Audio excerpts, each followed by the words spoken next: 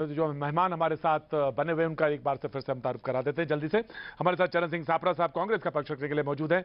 कमलिका दासगुप्ता कुछ देर बाद हमसे जुड़ेंगी, जो कि असिस्टेंट एडिटर हैं न्यूज 18 बांग्ला की, कोलकाता से जुड़ेंगी। और गौरव भाटिया हमारे साथ बीजेपी का पक्ष रखने के लिए मौजूद है, और संजय शर्मा टीएमसी का पक्ष रखने के लिए लगातार हमारे साथ मौजूद है। कमलिका ने एक बात अभी कही थी, हमारे साथ जुड़ जाएंगी तो मैं उस बात को आगे बढ़ा दूंगा कि पूरे चुनाव में एक बात देखने को मिली, और जिस तरफ ये आंकड़े इशारा कर रहे हैं, अगर बंगाल की बात करें टीएमसी की तरफ आंकड़े को देखें तो ये आकलन अगर है सिर्फ तो, और ये अनुमान है तो सिर्फ कि ममता बनर्जी को लेकर लोग नाराज नहीं थे, और ये बात साफ तौर से दिख रही थी। ममता बनर्जी की खास तौर से सवाल जहां तक है, टीएमसी को लेकर लोगों ने बात जरूर कही, भाईपो को लेकर बात हो रही थी, उससे उनको शुरुआती चीजों को झटका था, और टीएमसी की कल्चर को लेकर बात थी, हिंसा को लेकर बात थी, लेकिन व्यक्तिगत तौर से ममता बनर्जी को लेकर कोई हमला नहीं हो पा रहा। कांग्रेस के बीजेपी के प्रवक्ता अगर होंगे मौजूद तो मैं उनसे ये बात रखूंगा सामने,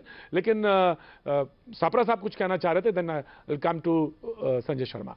सापरा साहब, देखिए, मैं यही कहना चाहता था कि देश के अंदर इतना बड़ा मुद्दा कोरोना का चल रहा है। आज कहीं पर दवाई नहीं है, कहीं पर बेड नहीं है, टेस्ट नहीं है, ऑक्सीजन नहीं है।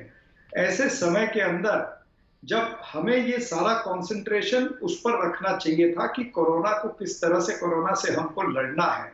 यानी इस चुनाव के अंदर भी अगर आपने देखा होगा तो भारतीय जनता पार्टी के सिलेबस के अंदर हिंदू मुस्लिम था, लेकिन ऐन वक्त पर कोरोना, हॉस्पिटल, रेमडेसिविर, इंजेक्शन, ये तमाम सारी चीजें आ गई अचानक। ये आखिरी के जो 4-5 फेज थे।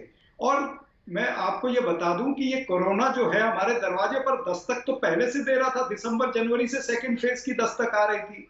तो क्यों इसको नरेंद्र मोदी जी ने या उनकी सरकार ने नजरअंदाज किया? क्यों इसको इलेक्शन कमीशन ने नजरअंदाज किया? अब देखिए कोर्ट ने क्या कहा है, हाई कोर्ट, सुप्रीम कोर्ट, तमाम सारी कोर्ट ने भी यही कहा है कि ये जो चुनाव हुए हैं ये एक सुनामी बन करके ये कोरोना जो है ये उभरेगा। तो ऐसे वातावरण के अंदर इस देश की जनता को ये सरकार, क्या इसकी कोई जवाबदारी नहीं थी? आप तो बड़ी बड़ी बात करते थे, 5 ट्रिलियन की इकोनॉमी की बात करते थे, और आज आप ऑक्सीजन नहीं दिला पा रहे हैं। तो ये तमाम सारे विषय देश के लिए बहुत जरूरी हैं। सापरा साहब, मैंने आपसे पहले भी कहा था कि मैं आपकी बातों से बिल्कुल सहमत हूं। मैंने तो कहा कि 100 का आंकड़ा नहीं, 1000 का आंकड़ा हो तो उस पर उतने ही आंकड़ों पे मैं सहमत हूं। लेकिन लोगों ने कहा कि क्योंकि चुनाव में कांग्रेस के पास कुछ पाने के लिए था ही नहीं, या कुछ है ही नहीं जो अनुमान लगा रहे हैं आप, इसलिए ये बात है। और दूसरी बात उन्होंने कही, तो सुन लीजिए, मेरी बात सुन लीजिए, और जब कुछ था ही नहीं तो आपने भी मुद्दा उसी तरफ मोड़ दिया। जैसे आपको बहुत ज्यादा चिंता थी तो महाराष्ट्र में कुछ हुआ ही नहीं और राजस्थान में कुछ हुआ ही नहीं, लोगों ने ये भी तर्क दिया आपको। सापरा साहब, जैसे बात आपने कही वैसे लोग भी ये आपसे सवाल पूछ सकते हैं। मैं ये कहना चाहता हूं कि भारतीय जनता पार्टी हमेशा नारा लगाती थी कि दल से बड़ा देश, लेकिन आज ये सारे सिनारियों को देखते हुए वो नारा उल्टा हो गया है। देश से बड़ा दल हो गया भारतीय जनता पार्टी के लिए। इसी तरह से ये सारा कार्यभार चला है।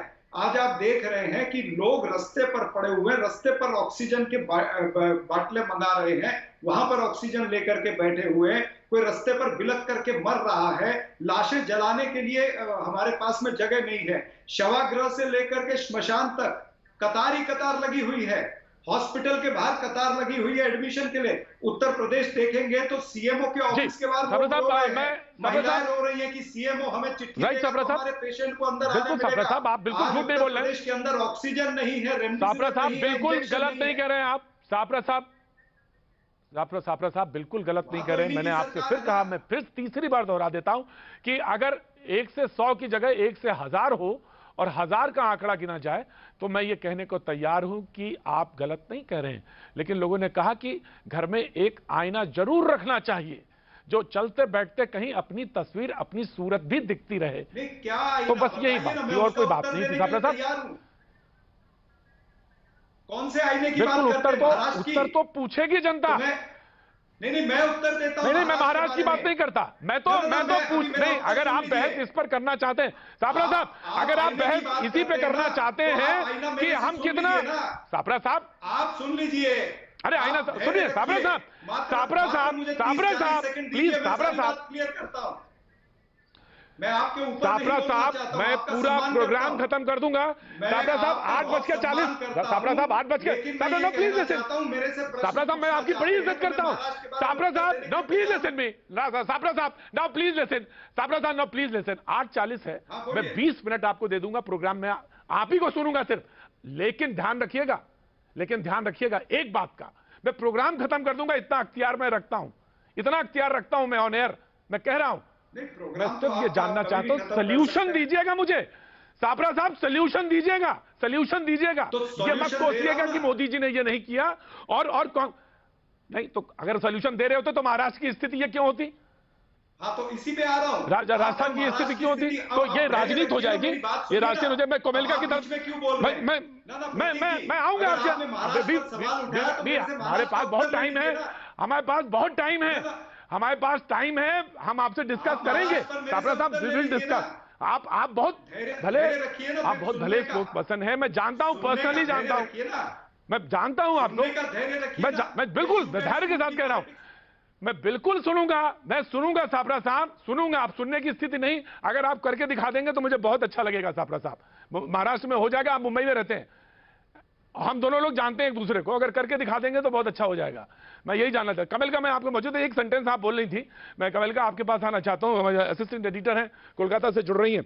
आपने कहा कि ममता से लोग नाराज नहीं दिखाई दे रहे थे, और टीएमसी से तो बात हो सकती है, लेकिन ममता से नाराज नहीं थे, तो क्या वो जो स्लाइटली एज दिखाई दे रही है जो अनुमानों में, वो उसी का फायदा ममता को मिलता हुआ दिख रहा है?